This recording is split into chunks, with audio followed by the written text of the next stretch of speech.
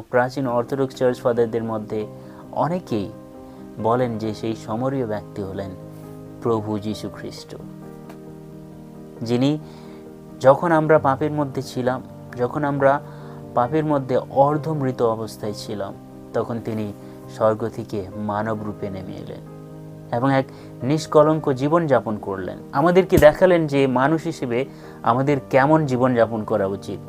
পাপের মধ্যে নয়, কিন্তু ভার্চুর মধ্যে, সদ্গুণের মধ্যে, ভালো কাজের মধ্যে, পবিত্রতার মধ্যে আমাদের জীবনযাপন করা উচিত। এটা প্রভু যীশু খ্রিস্ট আমাদেরকে দেখালেন। শুধু তাই নয়, তিনি আমাদেরকে পাপের বন্দিত্ব থেকে মুক্ত করার জন্য ক্রুশের উপরে নিজের প্রাণকে বিসর্জন করলেন। তিনি সমাহিত হলেন, ওনাকে কবর দেওয়া হলো এবং তৃতীয় দিবসে তিনি সেই মৃতদের মধ্য থেকে জীবিত হয়ে উঠেছিলেন। প্রাচীন অর্থোডক্স